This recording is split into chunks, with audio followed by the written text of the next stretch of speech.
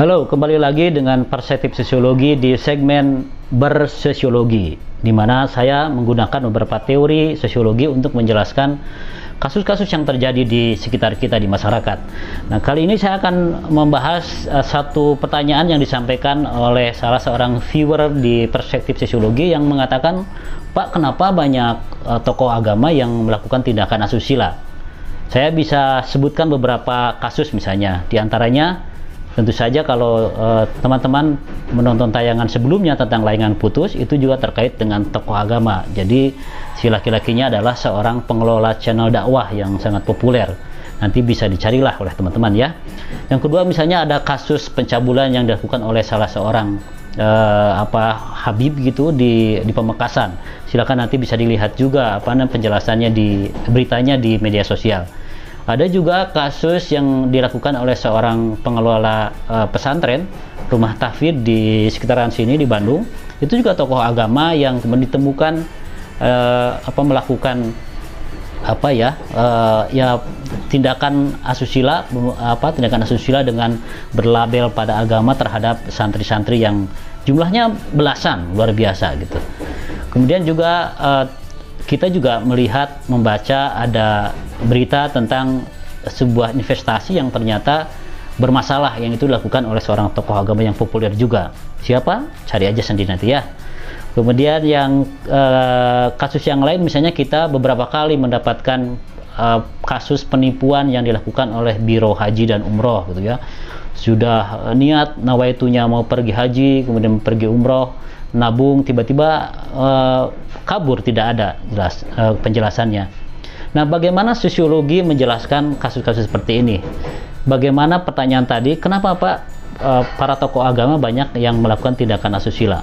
Nah, dalam bersosiologi ini saya akan menggunakan satu pendekatan yang sudah saya bahas di tayangan sebelumnya. Nanti silakan lebih lengkap bisa dilihat di tayangan tersebut, yaitu satu teori yang dijelaskan oleh Vilfredo Pareto. Nah, ini adalah salah seorang sosiolog dari Italia yang menjelaskan tentang tindakan manusia. Nah, saya akan ambil penjelasan yang lebih simpel saja. Jadi kata Pareto itu ingin menjelaskan bahwa manusia dalam bertindak itu selalu mengarahkan dirinya pada pemenuhan tujuan-tujuannya. Jadi misalnya melakukan apapun itu adalah dalam rangka memenuhi tujuan-tujuan dirinya.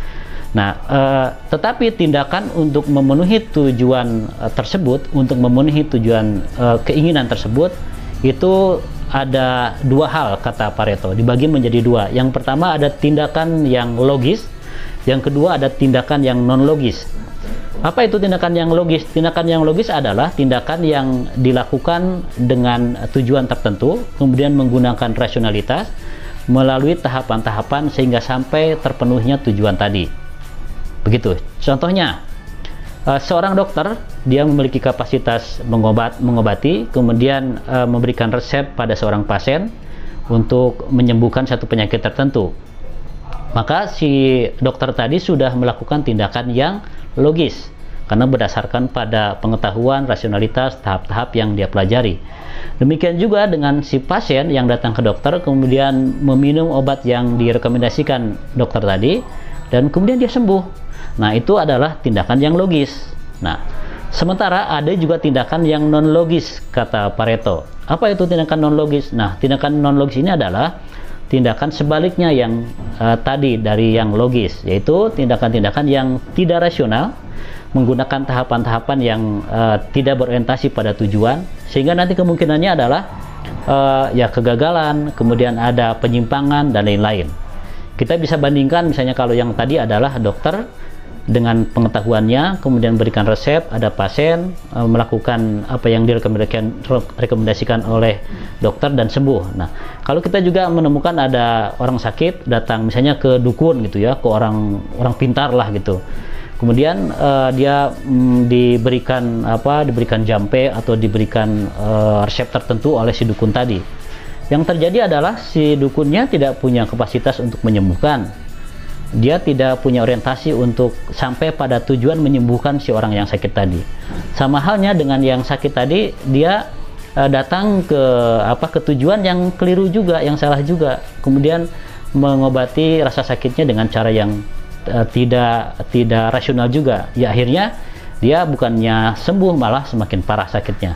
Nah, ini disebut sebagai tindakan non logis. Nah, celakanya teman-teman, dalam analisis Pareto itu, dalam kehidupan masyarakat secara umum itu lebih banyak tindakan-tindakan yang non logis, tindakan-tindakan yang tidak logis. Kenapa bisa seperti itu? Nah, nanti ada penjelasan yang lain. Dalam kehidupan manusia, dalam tindakan-tindakan tersebut, kata Vilfredo Pareto itu ada dua hal. Yang pertama ada yang disebut dengan residu. Yang kedua ada yang disebut dengan derivasi. Apa itu residu? Residu itu kalau dalam bahasa kita mungkin artinya endapan. Ini adalah struktur dasar manusia yang berada dalam diri manusia dan tetap dan cenderung sama. Dia memiliki dorongan untuk dipenuhi. Nah gitu, itu namanya residu dan ada dalam diri manusia, dan biasanya itu akan memaksa manusia untuk bertindak dan memenuhi residu seperti itu. Dan kata Pareto, justru itulah yang menggerakkan tindakan-tindakan manusia. Selanjutnya ada yang disebut dengan derivasi. Derivasi ini adalah konsep atau bahasa sederhananya adalah pembenaran. Jadi kalau kita melakukan tindakan, belum tentu dia logis, tetapi bisa saja menjadi non logis, tetapi dia akan dilakukan dan kemudian melakukan pembenaran. Itu namanya derivasi. Nah, kata Pareto, residu itu banyak sekali, kurang lebih katanya ada sekitar 50 lah ya, dalam buku yang saya baca, di buku ini misalnya ya. Ini ada penjelasan bahwa residu yang ada pada diri manusia, dalam tindakan manusia yang membutuhkan untuk dipenuhi itu ada sekitar 50. Nah, di antara yang 50 itu adalah yang terkait dengan pertanyaan tadi, adalah residu pemenuhan hasrat seksual. Jadi manusia itu memiliki dorongan-dorongan pemenuhan hasrat seksual. Tetapi dalam kenyataannya kita menemukan orang yang melakukan tindakan logis untuk memenuhi dorongan residu tadi, dorongan residu seksualitas tadi. Apa wujudnya? Menikah. Nah, menikah itu adalah bentuk tindakan yang logis karena digunakan dengan tahapan-tahapan, tujuan-tujuan yang itu rasional, diterima oleh masyarakat, dan orang bisa terpenuhi hasrat residu seksualnya. Tetapi banyak juga orang yang melakukan pemenuhan residu seksual tadi dengan cara yang non logis, misalnya ke prostitusi. Kemudian yang terkait dengan pertanyaan tadi, kenapa tokoh-tokoh agama itu banyak yang mungkin itu karena ada dorongan residu yang sangat kuat, yang sangat besar, kemudian dia mencari pemenuhannya dengan cara-cara yang non logis. Nah, pertanyaan kenapa banyak, Pak? Ini tadi ada konsep yang disebut dengan derivasi. Derivasi itu adalah sebuah konsep pembenaran. Jadi ketika orang melakukan sesuatu dalam rangka memenuhi dorongan tadi, mereka akan menemukan legitimasi, argumen-argumen agar tindakan tersebut menenteramkan dirinya. Pada dasarnya ketika orang melakukan satu tindakan non logis, itu akan khawatir, akan gundah, akan galau. Nah, nanti dia akan mencari derivasi-derivasi, argumen-argumen yang membenarkan tindakan tersebut. Ini bisa datang dari mana saja, bisa dari ilmu pengetahuan, bisa dari aturan, bisa dari tradisi, termasuk juga dari doktrin agama. Orang melakukan satu tindakan tertentu yang sebenarnya itu non logis, tetapi dia akan mencari-cari argumen dari agama dan dia merasa tidak berdosa, dilakukan saja. Ini penjelasannya. Jadi dalam tindakan yang non logis ini ada yang disebut dengan post factum.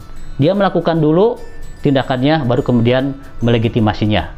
Nah, kasus-kasus pencabulan, kekerasan seksual yang dilakukan oleh tokoh-tokoh agama itu adalah satu tindakan yang non logis, tapi kemudian mendapatkan derivasinya, pembenarannya dengan menggunakan pemahaman-pemahaman agama yang mereka miliki.